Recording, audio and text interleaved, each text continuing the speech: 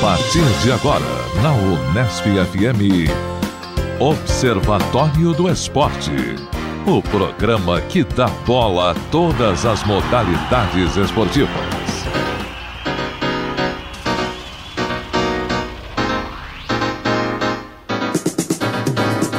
Um abraço para você sintonizado em 105,7 nas ondas da Unesp FM. Hoje é sábado, 12 de novembro, o ano é 2016. Eu sou Guilherme Dias e está começando mais uma edição do Observatório do Esporte.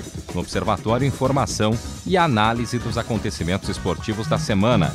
Na reportagem de hoje vamos falar sobre os novos caminhos do futebol feminino. Entrevistamos Rafael Alves, criador do site Planeta Futebol Feminino, Giovana Santos, atleta do Santos Futebol Clube, Luciana Ramos, árbitra da Federação Paulista de Futebol, Aira Bonfim, pesquisadora do Museu do Futebol, e Luíse Neri, jogadora do São José. Fique ligado, já já vamos abordar este tema. Aqui no Observatório a informação vai além das 4 linhas. Hoje conosco, Tuca Américo e também nosso querido português. Tá de volta, Zeca Marques. Um abraço para você, Zeca. Abraço, amigos ouvintes, amigos da mesa. Eu queria fazer um comentário, né? Diga, Tuca Américo. Não, que o Zeca é realmente português. Sim, né? sim. Não é... Não é porque ele é torcedor da Portuguesa, Lusa, não. O Zeca não. tem a cidadania portuguesa, então ele é um Em português. homenagem ao Zeca, estou com uma camisa do Vasco da Gama hoje. Apesar de ter nascido em São Paulo, eu tenho nacionalidade portuguesa. E eu me considero também português, né? Certo, já que você está falando de português, eu vou pular um pouco, fugir da nossa pauta. Como você vê a questão do estádio da Lusa, Zeca? Bom, há uma corrente no clube que defende o tombamento do estádio, que há até um processo que não sei nem há quantas anda esse processo, mas havia uma ideia de se fazer um tombamento do Canindé pelo valor histórico, mais histórico do que arquitetônico, porque o estádio, na sua arquitetura, eu acho que não tem assim grandes diferenciais. Mas isso impediria, por exemplo, qualquer tipo de comercialização ou de alteração da área onde o estádio foi construído, né? E a outra corrente que defende justamente um acordo com empreiteiras para que se faça a demolição do estádio, a construção de uma torre comercial, shoppings, um shopping um condomínio e em contrapartida, esse grupo de empreiteiras construiu um estádio para 15 mil pessoas dentro das dependências do clube. Eu acho que essa é a única saída possível portuguesa, não existe outra. Agora, há um leilão marcado para a próxima semana, e se esse leilão acontecer e de fato a venda for confirmada, eu acho muito difícil que isso venha a ser confirmado. A portuguesa vai entrar num imbróglio jurídico semelhante àquele em que se meteu o Guarani, apesar de que o Guarani conseguiu reverter o leilão do seu estádio. E o Guarani vem numa reconstrução, foi agora vice-campeão da Série C, volta para a Série B. Mas enfim, eu estou bastante descrente com a nossa portuguesa. Eu até me arrependo de ter renovado o meu título de sócio-torcedor, porque eu estou fazendo um pagamento para um clube que não sabe nem se vai jogar, em que estádio vai jogar, né? Mas é o coração, Zé, que é o coração. Pois é. Bom, o que eu queria comentar hoje aqui é o seguinte, eu gravei um podcast para a reitoria da Unesp esta semana. O Renato lá do podcast de vez em quando me procura para fazer alguns comentários sobre a questão do esporte no Brasil. E ele queria uma avaliação sobre a reta final do Brasileirão. E eu brincava no podcast que eu não gosto de fazer prognósticos, porque perigoso. Jornalista esportivo adora fazer prognósticos, e eu digo que se eles fossem bons nisso, todos já teriam ficado milionários em casas de apostas, em loterias. Então eu prefiro fazer diagnósticos. Tá certo. E não estamos em uma época boa para fazer prognóstico, basta olhar o resultado das eleições norte-americanas. Exatamente. Então o ideal é fazer diagnósticos e retrospectos, mas não prognósticos. Mas o que eu queria brincar com vocês, né, o que de certa forma é um diagnóstico, é o seguinte: os campeonatos estaduais, que acontecem normalmente de janeiro até abril, maio, no primeiro semestre, eles são uma bolha de ilusão para os clubes que têm um desempenho razoável nesses estaduais. Então veja esse levantamento que é interessante. No Rio de Janeiro, o campeão estadual de 2016 foi o Vasco. O Vasco do nosso Guilherme Dias aqui. Isso. O Vasco está na Série B e agora está com sérios riscos de sequer conseguir o acesso para a Série A. Só que no Carioca... bicampeão, aliás. Então, e o detalhe é que ele foi bicampeão e no ano passado ele caiu da Série A para a Série B. Então, no ano em que ele foi campeão estadual, ele cai. No ano seguinte, ele é bicampeão estadual e agora, depois de ter liderado grande parte do campeonato, corre o risco de sequer se classificar. Em Minas Gerais, o campeão foi o América. O América que hoje tem 99% de chance de cair para a Série B. Na Bahia, o campeão foi o Vitória, que também está ali a um passo da zona do rebaixamento. No Rio Grande do Sul, o campeão foi o Inter de Porto Alegre, que hoje está na zona do rebaixamento. Também sofrendo. Em Pernambuco, o campeão foi o Santa Cruz, também um virtual rebaixado com 99% de chance de cair para a Série B. Então eu vejo que o desempenho desses clubes foi ilusório, porque provavelmente eles perceberam que o elenco, ou o treinador, ou a equipe, a estrutura, deveria ser mantida. E aí nós temos uma exceção e 2 casos aqui que podem fugir um pouco à regra. Em Santa Catarina, campeã foi a Chapecoense, que faz uma campanha razoável, mas acho que é uma campanha completamente esperada. Ela está em 10º lugar. E o vice-campeão em Santa Catarina foi o Joinville, que é um clube que está na Série B e deve cair para a Série C. Vejam mais outra bolha de ilusão. E no Paraná, o Atlético foi campeão e cumpre uma campanha bastante exitosa, mas o vice foi Curitiba, que também corre risco de rebaixamento. E a grande exceção é em São Paulo. O campeão foi o Santos. O Santos atualmente é o vice-líder do campeonato. E o vice-campeão paulista foi o Audax, o clube de Osasco, que fez uma parceria com o Oeste de Itápolis para disputar a Série B e deve cair para a Série C. Então vejam, meus caros, o quanto que o campeonato estadual, que hoje não serve para classificar clube para competição nenhuma, né, salvo aquelas coisas que envolvem Copa Paulista, etc. Mas os campeonatos estaduais, eles passaram a ser um peso no nosso calendário, porque eles não cumprem uma função classificatória para nada e acabam fazendo o seguinte: enquanto que na Europa a janela de transferências acontece em julho e agosto, aqui é o nosso meio de temporada. Então lá as janelas de transferências saem para reforçar os elencos. Aqui é para desfalcar elencos. Desmontar time. E a janela de inverno na Europa, que é em janeiro, na verdade ela não tem aquela efervescência que existe no meio do ano.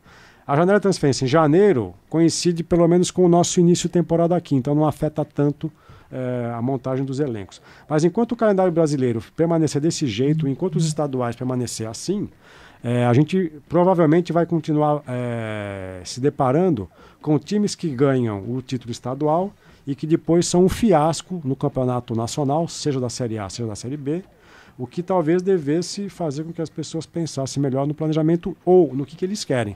E a pergunta é o que vale um título estadual, né? Pois é. Eu não sei, aqui em São Paulo, por exemplo, se a gente tem muito orgulho de falar, o Palmeiras, o São Paulo, o Corinthians, foi campeão paulista do ano, né? Então acaba esvaziando um pouco o valor também. E só reforçando que já foi definido até pela Federação Paulista de Futebol, não vamos ter nenhuma grande mudança no formato do Campeonato Paulista para o ano que vem. A única exceção, talvez, a fase de mata-mata, que teremos jogos de ida e volta, mas o formato basicamente é o mesmo. E aí, quer dizer, Tucamérico, existe a questão das emissoras de televisão, os direitos de transmissão são hoje aquilo que sustenta, né, os direitos são aquilo que sustenta a permanência dos estaduais, especialmente esses estaduais que têm mais visibilidade, que são do Rio de Janeiro, São Paulo, Minas Gerais e Rio Grande do Sul. Na verdade, acaba também cumprindo essa função midiática, né, Zeca? De tapar um buraco na grade de programação das emissoras, que é o que acontece, por exemplo, com a Taça São Paulo de Futebol Júnior em janeiro. Sim. Qual que é a função? A função primordial devia ser de revelar talentos, mas hoje ela é um grande tapa-buraco na programação esportiva de começo de ano, que é um recesso enorme. E as emissoras necessitam de programação. Assim como na última quarta-feira não tivemos nenhuma partida de futebol e colocaram lá um jogo da Copa do Brasil Sub-20 para preencher grade em canal fechado também, porque esse ano a gente não tem mais aquele volume de jogos que tínhamos no ano passado. Não tem volume de jogos, mas o volume de canais esportivos aumentou significativamente. E isso chama atenção, né? A gente tem aí pelo menos 7, 8 canais, até mais, né? Não, vamos fazer a conta aqui. Vamos fazer uma pergunta boa. Temos Sport TV 1, 2, 3, ESPN 1 e 2, e Fox, o HD 3. O HD 3. A Fox 2 canais. 2, Esporte Interativo. Mais 2, pelo menos na minha operadora. 10, Band Esportes. 11 que não contamos. Tem mais algum canal agora de automobilismo, se eu não me engano, que parece que é recente. Mas vamos aí. Vamos deixar no 11. 11, são 11 mas canais. Ao mesmo tempo você fica lá procurando alguma coisa, como eu procurei na última quarta-feira. Tinha São Paulo Esporte Recife no Sport TV. Tinha lá um jogo da Liga Sul-Americana de basquete masculino. Teve um jogo do Paulistano e outro do Mogi das Cruzes. No resto, só discussão, bate-papo, porque evento mesmo esportivo. Não, e o esporte interativo, e a Fox fica exibindo também jogos históricos da Liga dos Campeões, campeonatos que eles já transmitiram aqui, transmitem. Então eu canso de ver ali o Real Madrid, o Milan na Liga dos Campeões. Sport TV 3 passando, né, nessa quarta-feira que eu citei, né? Palmeiras e Internacional. Tínhamos, por exemplo, na ESPN um jogo da Inter de Milão contra o Crotone, um jogo que foi domingo. Então é muita encheção de linguiça, a verdade é essa, né? Nosso diretor Fábio Fleury estava soprando no meu ouvido aqui, luta livre, né? Estão tapando a grade de programação com luta livre. Inclusive eu precisava comentar também, outro dia eu estava zapeando e no Sport TV 3 estava passando o campeonato de videogame. Sim. Né? Então também já estão até criando esse tipo até de pelo programação. Volume de canais. De canais e também pensando em capturar um público jovem, né? Com esse tipo de atividade. Mas, Tucumero, só para concluir a minha primeira intervenção, eu não sou contrário aos estaduais, muito pelo contrário. Eu acho que os estaduais cumprem um papel fundamental, que é de colocar e manter em atividade clubes do interior dos estados, né? Históricos, né? Que não teriam outra possibilidade de se deparar com o São Paulo, o Corinthians, o Palmeiras, o Santos, a não ser no campeonato estadual. Então, pensando aqui na nossa região, não estão disputando a primeira divisão, mas o 15 de Jaú, o Noroeste, o Marília, até a Ferroviária de Araraquara, como é que esses clubes vão se encontrar com os grandes, a não ser no estadual? Né? Sim. Eventualmente numa Copa do Brasil, mas é muito difícil que eles se cruzem no momento na Copa do Brasil, porque a maior parte desses times não disputam sequer, acaba sendo eliminado logo nas primeiras fases. Né? Sim. Realmente é uma situação um pouco complicada aí para os clubes do interior, mas é justamente isso, eu compartilho da opinião do Zeca. Não o fim, mas a mudança radical no formato, até para que se torne um pouco mais interessante. Você está em 105,7, este é o Observatório do Esporte, aqui na Unesp FM. Vamos para o segundo tópico do Zeca? Tem mais um aí, né, Zeca? Ou não? Não tem, não. Já zerou? Então vamos direto para o nosso querido Tuca Américo, pois não, Tuca? Vamos lá. Minha pauta está argentinizada, por coincidência. Faz tempo que eu não falo da Argentina aqui, Zeca Marques. Né? Mas coincidiu de algumas matérias, notícias que veicularam aí na mídia durante essa semana estarem relacionadas com esse tema. Tem influência do último jogo de quinta-feira, não? Alguma, né? Talvez, né? Vamos ver aqui. Não, tem sim, tem. Vamos lá, calma. Não? Vamos lá, então. Vamos manter o suspense. Vamos por partes. Primeiro tópico é em relação à seleção brasileira de voleibol, né?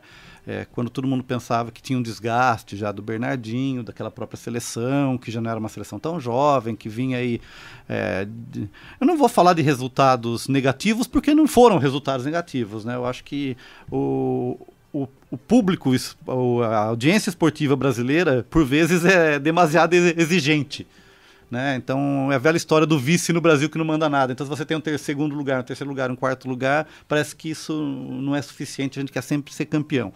E eu falei várias vezes aqui que o esporte mais vencedor nos últimos 15 anos que o Brasil tem é o voleibol.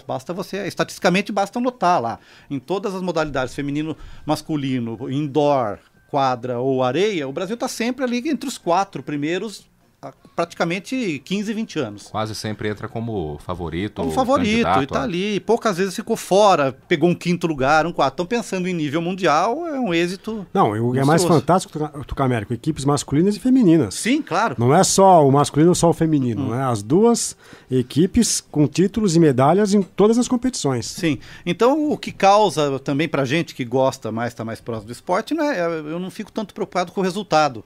Eu acho que essa manutenção entre os 4 primeiros durante tanto tempo já mostra que a gente tem uma potência, que a gente tem uma escola e a referência em nível mundial no esporte, né? E goste ou não, tem que se louvar o trabalho do Bernardinho e do Zé Roberto Guimarães, claro. Que são muito dos artífices desse... Sim, né? Inclusive, nós temos que voltar e até fazer aí uma reverência ao Carlos Nussmann, né? Que, na verdade, ele que criou toda essa estrutura do vôlei. Na Confederação de Vôlei. Tal. É lógico que hoje temos problemas, tal, mas o vôlei foi o primeiro esporte de verdade que se organizou no Brasil, que criou um centro de treinamento, né? Que teve uma preparação dos técnicos, dos atletas, uma participação em nível mundial, tal. Né? Mas resumindo a ópera, a grande pergunta nossa, nós sabemos que o Zé Roberto vai continuar como técnico da seleção feminina, né? Não sei se isso é bom ou mal, ou ruim, desculpa, né? Mas em relação ao time masculino, né? fica uma dúvida. Nós temos aí, eu acho que com certeza o maior campeão que nós temos no vôlei é o Zé Roberto. Ele conseguiu ser campeão tanto no feminino quanto no masculino. Mas o Bernardinho, com todos os problemas, ou defeitos, ou jeito, ou gênio, né, também é uma pessoa importante. E cria essa ansiedade em saber quem seria um eventual substituto do Bernardinho. Né? Porque eu não sei o que o Zeca pensa, Zeca. Forçar a barra para uma pessoa continuar, como aconteceu com o Filipão, o Parreira. Eram pessoas que tinham sido campeões mundiais tal, e continua. E depois você acaba manchando o seu currículo, sua história, e você vai ser lembrado no final por imagens negativas. Né? Pelo momento ruim, no momento que saiu realmente. Né? O Filipão poderia ser lembrado como um técnico campeão, vencedor, que fez um belo trabalho em Portugal quando esteve lá. Né? E resumindo tudo isso... O Filipão teve o auge dele contra a Alemanha em 2002, sim, na decisão da Copa, só que fica lembrado agora sempre pelo 7-1 contra a própria Alemanha. Então né? Acho que isso é um receio de qualquer profissional, não só dirigente, técnico, mas também de atleta, esse momento certo de parar. Né? Mas a dúvida é o seguinte, agora quem desponta como possível substituto do Bernardinho é um argentino, né? O Marcelo Mendes, que é o técnico do Cruzeiro. Para vocês terem uma ideia, nos últimos 29 campeonatos que ele jogou, ele participou de 27 finais e tem 27 títulos, inclusive o último título aí foi de tricampeão mundial com o Cruzeiro. Né? Mas, por outro lado, também nessa matéria da Folha de São Paulo, né, há aí uma pressão da Confederação Brasileira, né, que o diretor executivo da CBV, Confederação Brasileira de Vôlei, o Ricardo Tradi, ele diz que vai fazer tudo para a manutenção do Bernardinho e que não existe ainda uma opção e não se pensa numa opção, num plano B em termos de técnico, o que eu acho um grande erro. Né? Se não é o Marcelo Mendes, que se coloca à disposição nas entrevistas e fala, não, se eu tiver a chance, eu quero assumir, eu quero ser técnico da seleção brasileira. Né? Como foi já o argentino manhã no basquete masculino. Não creio que tenha feito um trabalho ruim também, né? Eu acho que é uma questão circunstancial de como aconteceu lá. O problema do Manhã é que na hora da cereja do bolo ali, nos Jogos Olímpicos, o clima foi de decepção, frustração no final. Mas não dá para esconder que ele conseguiu reconstruir até um certo momento uma seleção brasileira. Uma evolução, não dá pra... conseguir colocar aqueles jogadores que até então não participavam mais da seleção. Perfeito. Mas me preocupa essa falta de plano B caso o Bernardinho resolva não ser o técnico e que está no direito dele. Apesar de eu considerá-lo jovem, eu acho que, imagina, né, Zeca, essa situação de uma liga mundial que você passa meses viajando, depois é um desgaste profissional. E ele já ganhou tudo. Eu fico pensando, o que vai motivar o Bernardinho? É que, ao contrário dos casos que você citou do futebol, né, o Filipão e o Parreira, sim, enquanto eles eram técnicos da seleção brasileira, eles não tinham outra atividade em clubes. Sim. O Bernardinho não, o Bernardinho ainda é técnico do Rio de Janeiro. Né? Sim, e pode continuar então, ele tem toda uma rotina e um cronograma de jogos no clube e também na seleção. Né? O que acaba fazendo que a agenda dele seja completamente cheia, né? Cheia e uma pessoa exitosa. Eu falei, o que motiva o Bernardinho? E aí, quer dizer, tem um dado também do temperamento dele que faz com que ele seja um grande garoto propaganda. Sim. O que o Zé Roberto Guimarães não é. Não é. Então o Bernardinho ainda tem esse trunfo, que é o fato de poder ganhar bastante dinheiro emprestando a sua imagem a diferentes marcas. E, inclusive, numa espécie de autoajuda, marketing, que ele tem livros de autoajuda, faz palestras, motivação e tal, né? Então ele tem um mercado paralelo aí que talvez ele ganhe um volume financeiro significante. Né? Mas me assusta que o meu comentário em relação ao Marcelo Mendes, não questionando o trabalho, que me parece ser muito competente. Né? Eu gosto muito de assistir o Campeonato Brasileiro, a Liga Brasileira de Vôlei, porque eu não sei se vocês acompanham, mas são jogos de altíssimo nível.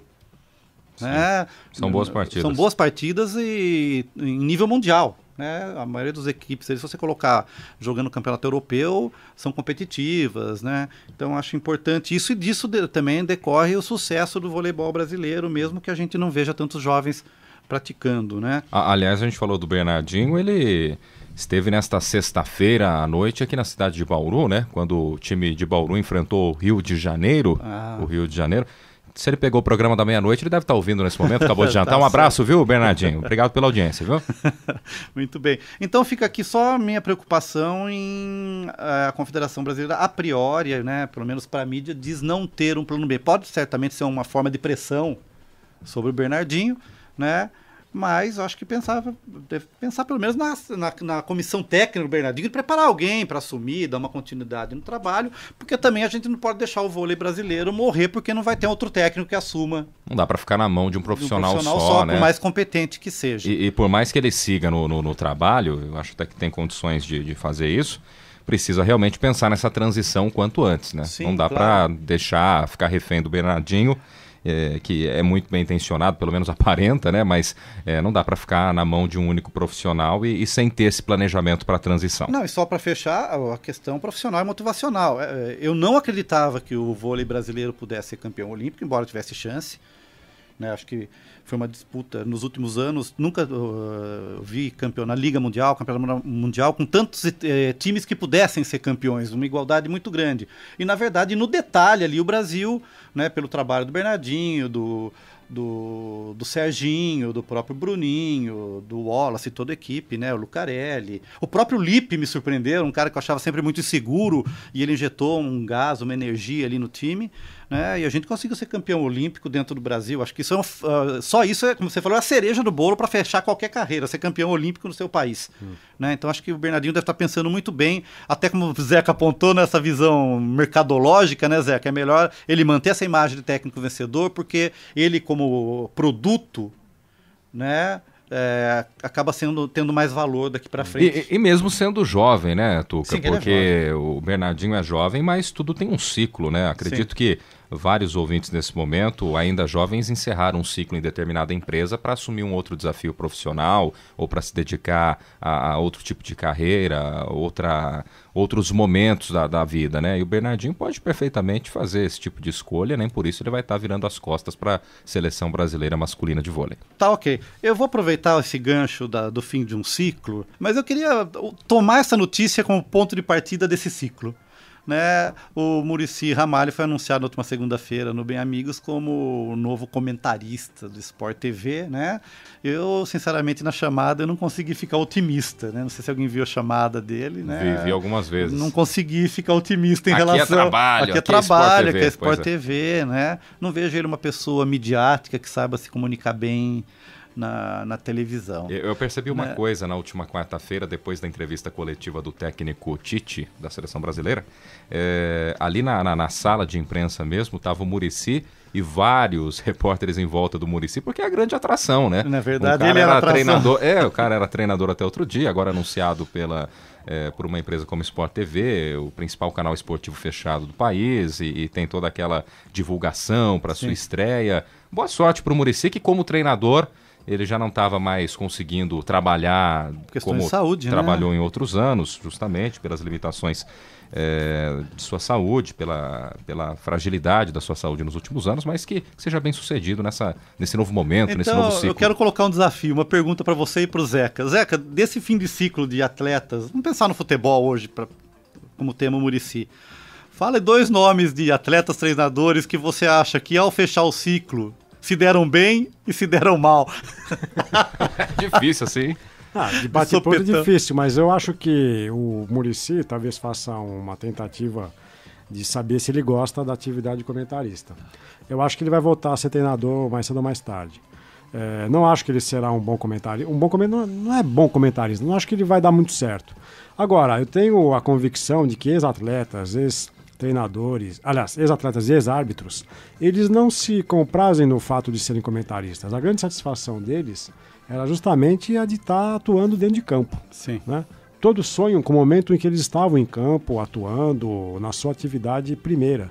Então, o comentarista é aquilo que serve para substituir algo que não dá mais para ser feito pela questão da idade, É uma forma de estar mais próximo da atividade. Um caso que talvez fuja à regra e que responde em parte ao que você perguntou é o Paulo Roberto Falcão.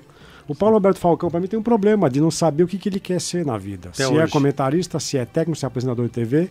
E é o problema do Zico. Porque o Zico, às vezes, é dirigente, às vezes ele é empresário, às vezes ele é técnico, às vezes ele é comentarista. Né? E eu acho que muito da... O próprio Ronaldo. O Ronaldo Fenômeno é empresário e nas horas vagas comenta. Aí é diferente.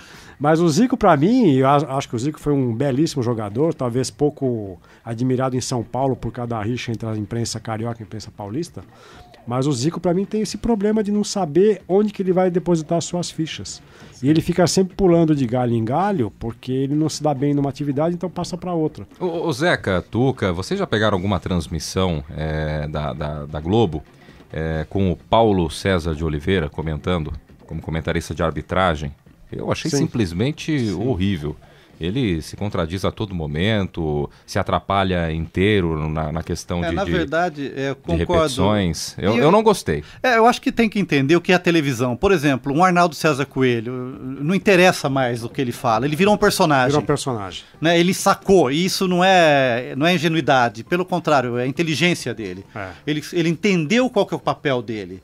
Né? E ele entendeu que o papel dele é ser escada para o Galvão Bueno. Para quem não sabe, escada no humor é aquele o que leva pancada para dar moral para o ator principal. Né? E eles têm esse contrato, eles entendem isso, são muitos amigos, e o Arnaldo César conseguiu compreender como é que funciona a televisão. Talvez os outros árbitros, comentaristas de arbitragem, que é uma coisa que eu acho que só existe no Brasil, não sei se tem em outro país, ou pelo menos a gente inventou essa figura do comentarista de arbitragem, né?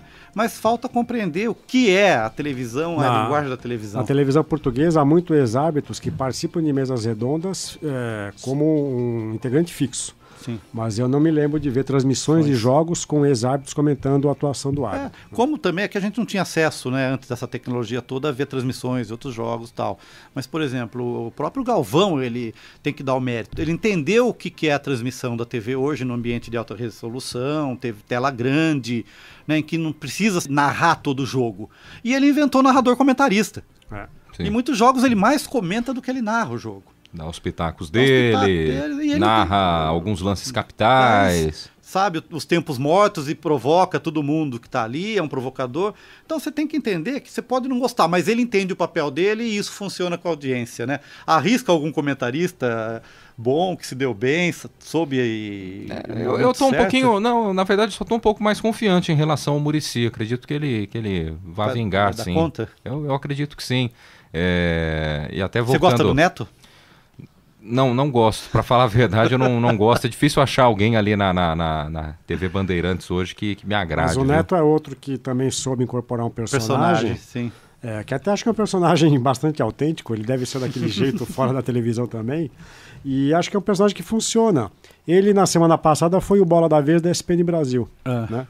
E ele dizia abertamente, ele admirava e admira vários profissionais da ESPN, da Globo, das TVs concorrentes, mas ele também reconhece que ele incorporou um personagem que é aquele falar caipira, ou falar, às vezes, até desobedecendo a norma padrão da gramática, etc. Mas é um personagem.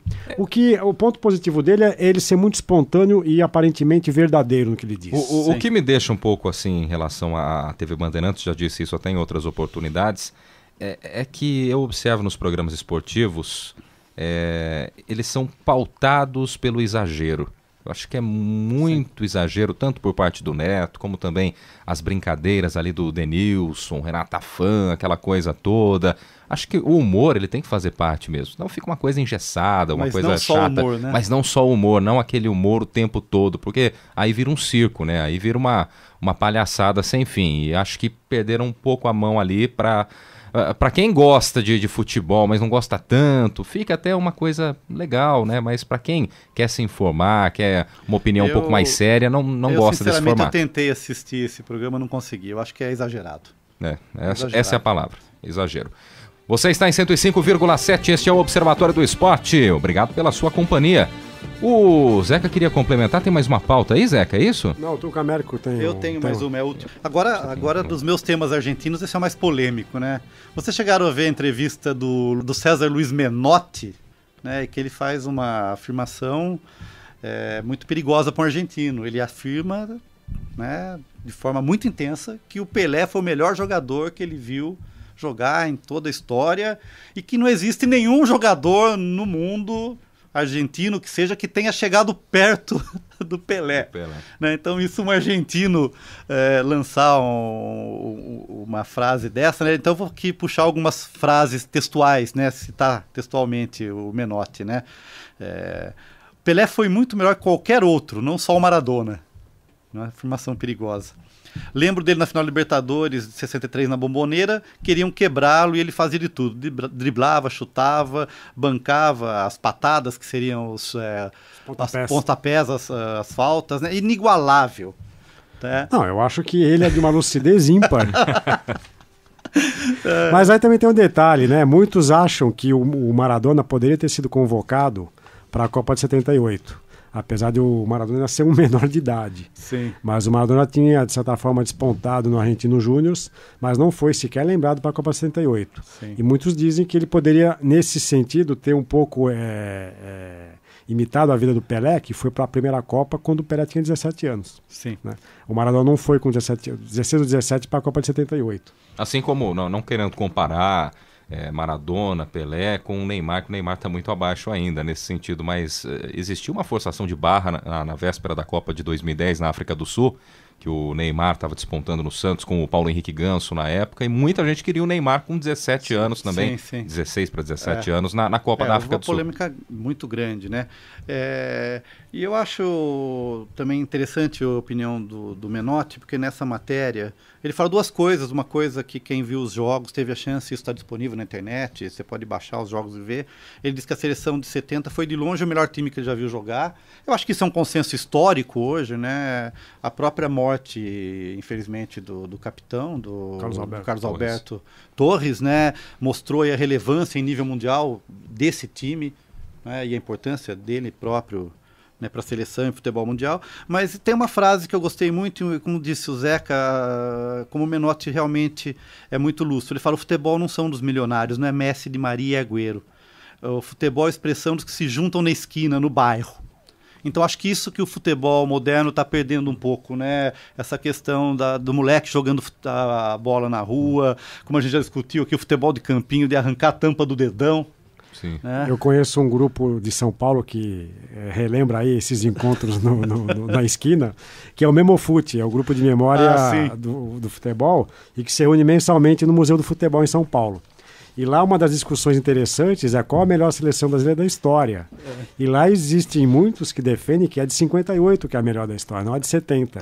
Porque seria uma blasfêmia eleger uma seleção brasileira melhor da história sem o Garrincha e o Pelé juntos. Em 70 o Garrincha não estava presente. Eu acho que se a gente fosse pensar individualmente, a seleção de 58 tem talvez valores individuais maiores. Porque além do Pelé e Garrincha, nós temos o Didi, nós temos o Vavá, nós temos o goleiro Gilmar, nós temos o Djalma Santos, o Zito. Então, quer dizer, é um time estrelado. O de 70 tem craques fenomenais, mas também tem alguns patinhos feios. Então, o Everaldo, o Félix, goleiro, Brito, zagueiro central, não são jogadores assim de um porte como os outros que eu citei. Mas é uma bela discussão. Sim, isso dá muito pano para manga. Então, só para fechar aqui, o Menotti, que completou e foi campeão na Copa do Mundo 78 e completou esse mês aí 78 anos. Muito bem, você está na Unesp FM, este é o Observatório do Esporte. Vamos então falar de futebol feminino. A locução é de Heitor Facini. Observatório do Esporte. Confira a reportagem da semana. Um tema em debate.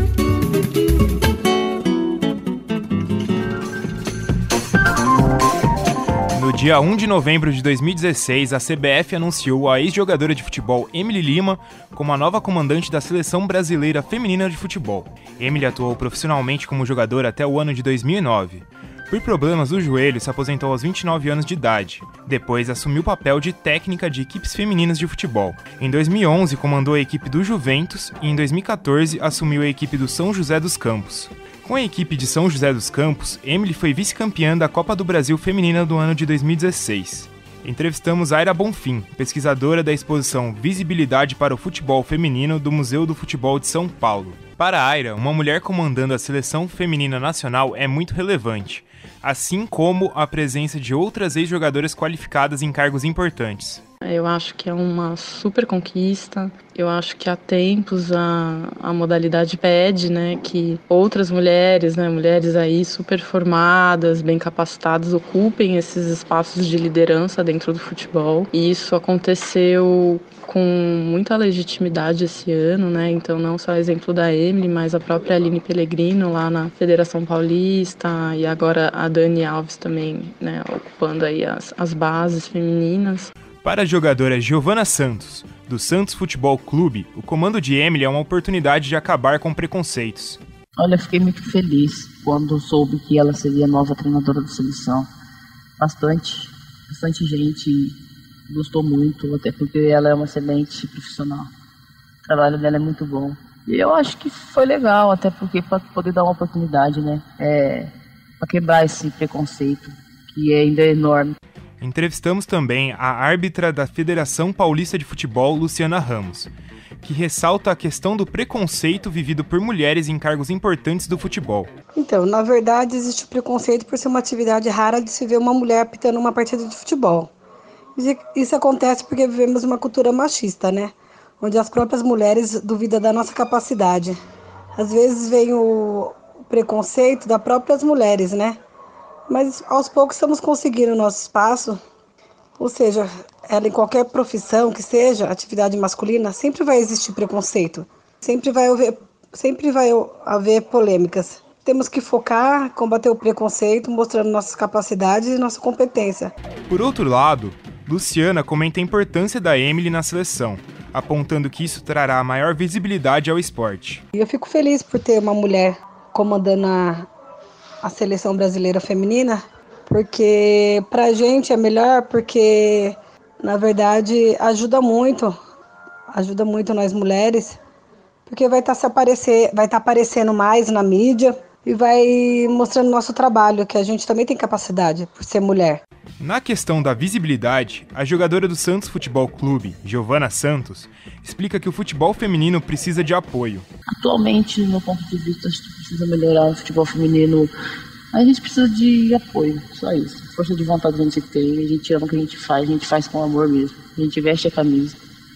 E eu acho que a gente precisa mais de apoio, visibilidade. Essa é a palavra, visibilidade. Outra entrevistada foi a jogadora Luíse Neri, atacante do time São José. Luíse destaca que, por falta de investimento e estrutura, muitas mulheres com talento são forçadas a desistir do esporte. Eu acho que uma jogadora de futebol, ela enfrenta muitas dificuldades quando joga no Brasil, por N fatores. Preconceito, obviamente, mas acho que estrutura, né? Muitas jogadoras às vezes se lesionam, não tem como fazer cirurgia e os clubes não oferecem isso. Nem todos os clubes conseguem pagar um salário, então muitas jogadoras de talento às vezes têm que abandonar a carreira. Preconceito às vezes dentro de casa, então não tem o apoio da família para continuar a buscar um sonho. As jogadoras que têm que trabalhar e têm que treinar, então não conseguem estar 100% focada dentro de campo.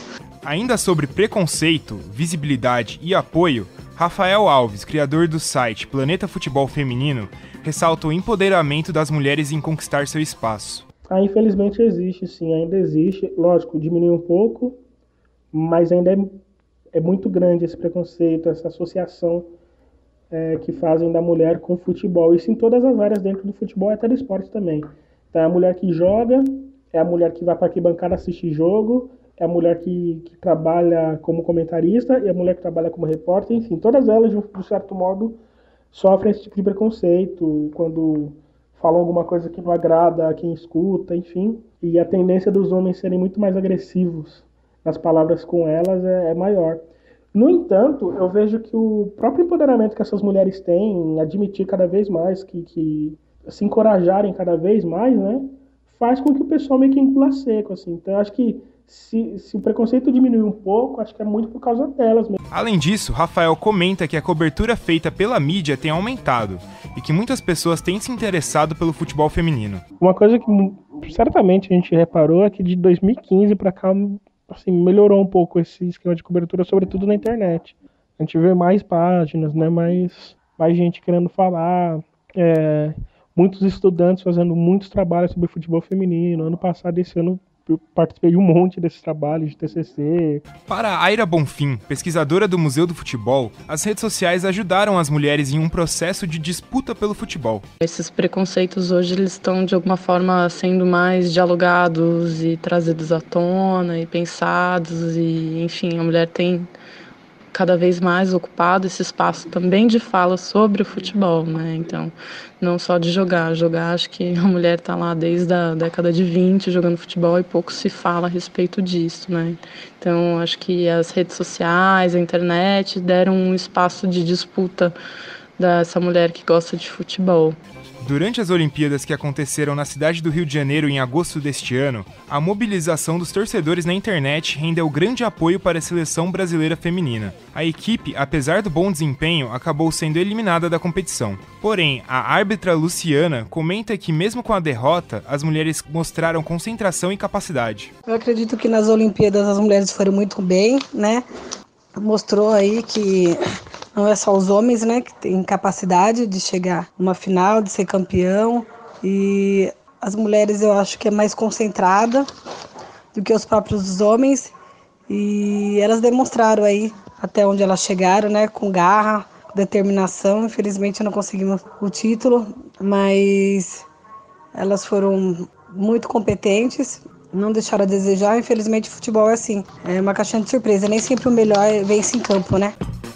Muito bem, vamos aos tradicionais agradecimentos depois da locução do Heitor Facini, agradecendo ao Rafael Alves, criador do site Planeta Futebol Feminino, a Giovana Santos, atleta do Santos, Luciana Ramos, árbitra da Federação Paulista de Futebol, Aira Bonfim e Luiz Neri, atacante do Clube São José. Conosco agora para falar sobre este assunto, temos as presenças da Camila Gabriele, do André Magalhães e também da Gabriela Brizotti. Começo justamente com a Gabriela. O que você achou do tema? Você que participou aí desta matéria, né, da produção. Fala um pouquinho das suas impressões. Um abraço para você, Gabriela. Um abraço para você, Guilherme. Abraço, amigos da mesa. Abraço, ouvintes. Bom, primeiramente eu achei uma grande conquista a técnica feminina, no caso, porque depois de 103 anos, mais ou menos, de que o futebol feminino é praticado no Brasil, primeira vez que tem uma técnica mulher, então acho que foi uma grande conquista mesmo, porque agora a gente pode ver se vão mudar um pouco essa ideia de atribuir o sucesso ao técnico. Por exemplo, quando o técnico antigamente era o Vadão, se as mulheres perdiam ou ganhavam, eles atribuíam o sucesso ao técnico. Por exemplo, elas foram bem porque o Vadão foi bem, elas foram mal porque o Vadão sempre atribuíam muito mais o sucesso a ele do que as próprias jogadoras. E agora a gente pode ver se com a Emily no cargo, se vão atribuir mais o sucesso também às jogadoras, a ela, vão equiparar isso, entendeu? Perfeito. André, pode falar também a respeito do assunto? Olá, Guilherme, olá, amigos da mesa, olá, ouvintes. Um negócio que eu achei bem curioso da primeira fala da Aira, a pesquisadora, é que ela comenta sobre 3 pessoas, a Emily, a Aline Pellegrino e a Daniela Alves. Essas 3, elas são ex-jogadoras e agora têm cargos importantes. A Aline, por exemplo, é a coordenadora de futebol feminino na FPF, Federação Paulista de Futebol, e a Daniela Alves, ela, se eu não me engano, ela é assistente técnica do Sub-20, da categoria de base da Seleção Brasileira de Futebol Feminino. Eu acho muito importante essas escolhas muito importantes, até pelo fato de que, como elas são ex-jogadoras e jogaram mais ou menos no período ali entre 2005 e 2010, que era um período que o futebol feminino engatinhava muito no Brasil, apesar de ter jogadores de muita qualidade, como por exemplo a Marta no seu ápice. Essas jogadoras, elas têm a vivência do futebol feminino. Então, como elas agora ocupam cargos importantes, é um passo essencial para a evolução, para ter novos caminhos mesmo da modalidade no Brasil, que ainda enfrenta, claro, preconceito, enfrenta muita falta de apoio, mas eu acredito que essas pessoas tenham a competência para iniciar mudanças no esporte. Legal, quero ouvir também a opinião da Camila Gabriele. Gostou da indicação aí da nova treinadora da seleção feminina de futebol? Um abraço para você, Camila. Um abraço a todos. Então, em relação a Emily ser a nova técnica da seleção brasileira, foi algo bastante positivo. Inclusive, algo que a gente notou como unanimidade em todas as pessoas que a gente entrevistou foi que elas consideraram como um avanço mesmo pro futebol feminino, pro esporte. E, enfim, algo bastante positivo. Legal. Tuca, Queria que você falasse também, evidentemente, um pouco dessa nova fase da seleção brasileira de futebol e com a escolha agora de uma treinadora. Te agrada? Não, claro, eu não vejo problema, né? Eu acho que, por exemplo, nos esportes considerados femininos, né, se é que existe isso, mas vamos pensar assim, algumas modalidades que só existem no âmbito feminino. O nado sincronizado, né, embora já tenha se iniciado hoje a possibilidade de competição mista, né, já existem as técnicas, né, então acho que não tem que ficar restrito a isso. Eu acho que a pessoa estando preparada, não importa o gênero, eu acho que a pessoa estando capacitada, é lógico que a gente precisa incentivar esse tipo para abrir o espaço e para que essas pessoas sirvam de exemplo para que se crie esse costume, essa cultura. Vou ser mais prático dando exemplo. A gente lembra que quando o Guga estava em evidência, né, aumentou o número de praticantes de tênis no Brasil. Então, por exemplo, quando a Daiane Santos se despontou como atleta da ginástica artística, ela criou uma nova geração de atletas que se espelhavam nela para poder praticar. Né? Então, acho que super positivo, além da competência da técnica, é criar essa possibilidade de falar, nossa, existe esse espaço, a gente pode ocupar, né, e servir de exemplo. Porque, gera essa curiosidade por parte de muita gente. Porque às vezes muita gente pode desistir. Né? Como foi dito aqui, mas eu não vou conseguir, não tem espaço, é o universo masculino, é muito difícil. E nesse caminho muita gente se perde. Eu vou dar um exemplo. Quando a Daiane, a própria Hipólito, elas despontaram, eu conversei com a minha mãe e falei, vou fazer também ginástica. Não fui em nenhuma aula, a verdade é essa. Me inscrevi e acabei indo, na época fui em game, né, que a gente chamava, ia sempre escondido jogar videogame, acabei não indo. Mas gerou essa curiosidade. E eu acho que isso cria esse espaço. Mas eu acho que o grande, na verdade, do meu ponto de vista, o que acontece é que precisa se criar uma audiência para o esporte. Porque já tem o problema do preconceito, que é notório, a gente sabe. Eu até discuti numa palestra hoje, né? Nos Estados Unidos é comum um pai levar uma filha para treinar futebol. Vocês acham que isso ainda é comum no Brasil? Não é. Então precisa romper esse preconceito. E para romper o preconceito também tem que se criar essa audiência feminina. Então as mulheres também precisam assistir futebol feminino. Não dá para depender só da audiência masculina do futebol. Então precisa ter uma ocupação do espaço e as mulheres também começarem a curtir esses esportes. Falando nisso, só pegando aí essa sua fala também, Tuca, lembrando que a Bandeirantes transmite a Copa do Mundo Sub-20.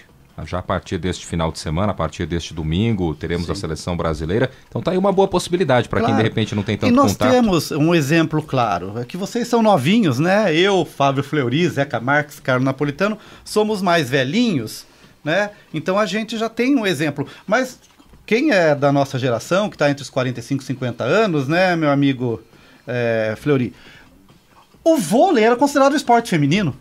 A gente estava comentando isso antes da gravação. Os homens que praticavam vôlei, né, sofriam preconceito. E essa barreira foi vencida. Né? Hoje já não é. Entendeu? Mas eu comecei a jogar vôlei nos anos 80, era preconceito, que vocês não tinham noção. Né? E a questão não é uma questão de gênero, é a questão do esporte. Acho que não tem que ser preocupado com isso. Né? Mas a minha ideia é o seguinte, eu acho que para que o esporte, no caso do futebol feminino, possa ter êxito, infelizmente ele depende da audiência. E se não tiver audiência, e essa audiência tem que ter uma participação importante das mulheres, fica muito difícil. Porque a gente vive num mundo mercantilizado, né, de capital, então tem um investimento. E por vezes você não vai conseguir o investimento só do Estado para manutenção de um campeonato estadual, um campeonato em nível nacional.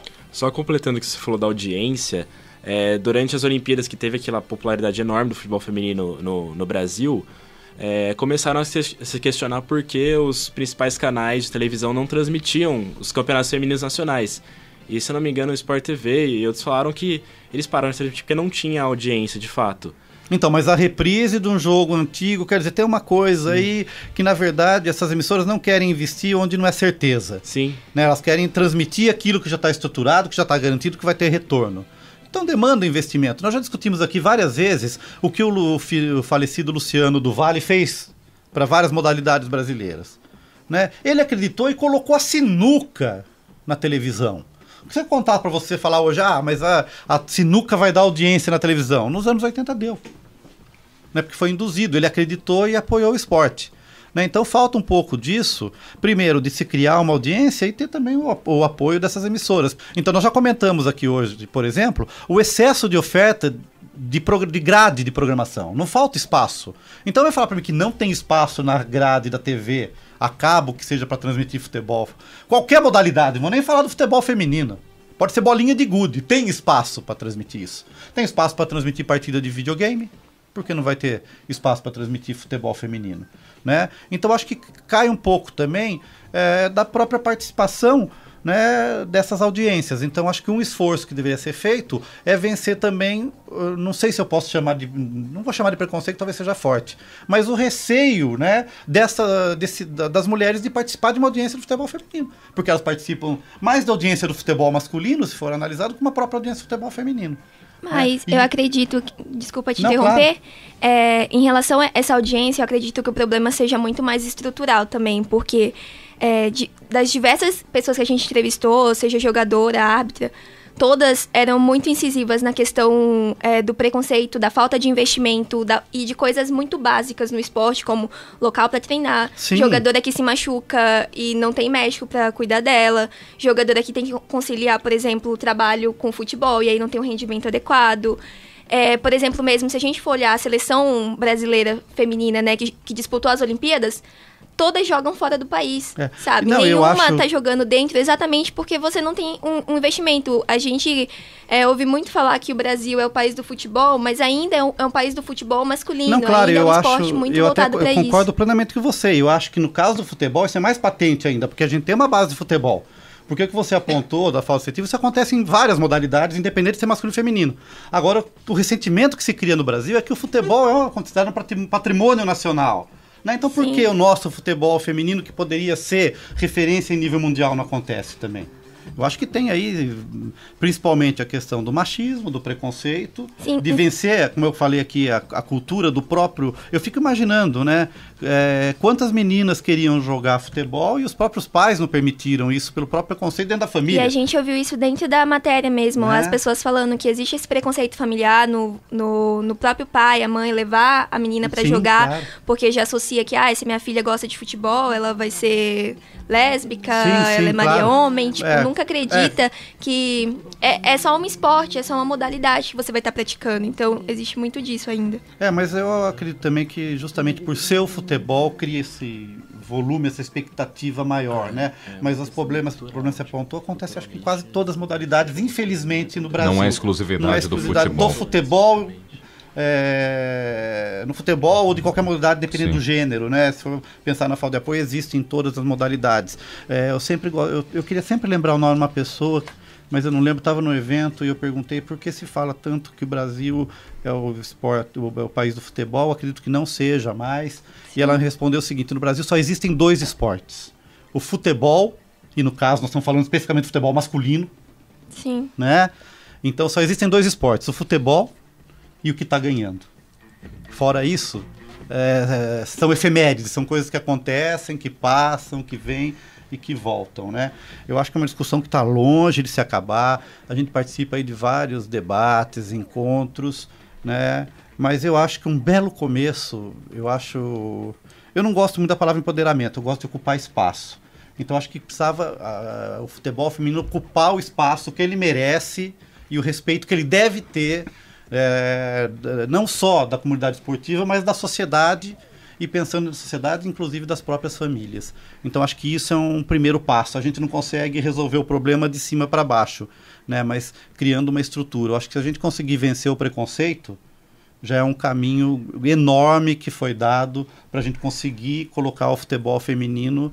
Não vou falar do futebol feminino em termos de seleção brasileira, como vocês apontaram, estão jogando fora do Brasil, mas criar uma estrutura de verdade, de instituição, de esporte, de confederação, que, na verdade, o que eu gostaria é que cada menina que gosta de futebol e quisesse praticar o esporte, pudesse praticar de forma tranquila, livre de preconceito e com a estrutura necessária para que isso aconteça. E o mais engraçado é que, falando, o Brasil, por exemplo, é o país do futebol, tem esse título e tal, mas os Estados Unidos, que não tem muito sucesso assim, no futebol masculino, é um exemplo de futebol feminino. A seleção feminina deles é muito mais forte que a seleção masculina. E você sabe como que é encarado o futebol no início da prática? Até os 11 anos de idade, nas escolas, é um esporte esporte disponível e é praticado misto. Não tem diferença, não existe modalidade feminina ou masculina até os 11, 12 anos. E, inclusive, é muito comum ter meninas que jogam muito melhor que os meninos até essa faixa etária. Porque elas têm, vocês sabem disso, têm um desenvolvimento físico mais adiantado, vocês evoluem fisicamente mais rápido, né? E até os 11 anos, muitas meninas é que driblam os meninos nos Estados Unidos. Então tá aí um exemplo, né? Se você joga prática mista, na verdade você já mata ali o preconceito de ser um esporte de menino ou menina. Né? E na verdade o que a gente tem é uma separação em certo momento da vida de uma prática esportiva entre masculino e feminino por características biológicas. Né? A gente já discutiu aqui, por exemplo, por que não se criar o basquete, como é no vôlei, com um aro menor? Para que todos os jogadores com 1,80 possam enterrar. Uma adaptação que seria extremamente bem-vinda. Né? Como em algumas categorias tem divisão por peso, tal. No vôlei, por exemplo, já tem, né? Aquelas duplas mistas de praia. Né? Então acho que quando você cria uma estrutura inicial mista, você quebra um pouco ali o preconceito de separar o que é esporte masculino e o que é esporte feminino, porque na verdade o que existe para mim, no fundo, é esporte. Legal, e você ouvinte do programa que acessa as redes sociais, curta a nossa página no Facebook, o endereço é o www.facebook.com/Observatório do Esporte. Acesse também o blog do nosso programa, o endereço www.observatoriodoesporteunesp.blogspot.com.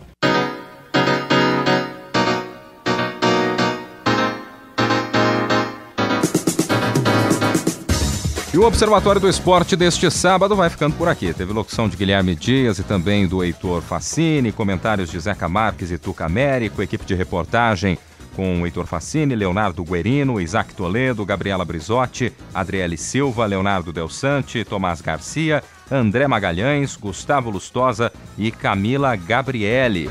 Direção Fábio Fleury. Produção técnica Paulo Pepa. O Observatório do Esporte é uma atividade de extensão do GCEF, Grupo de Estudos de Comunicação Esportiva e Futebol da Unesp. Observatório do Esporte, você já sabe, né? Todo sábado na Unesp FM, primeiro horário à 12h01, segundo horário às 11 da manhã. Para você um grande abraço e até a próxima. Observatório do Esporte, informação além das quatro linhas. A Unesp FM apresentou Observatório do Esporte, o programa que dá bola a todas as modalidades esportivas.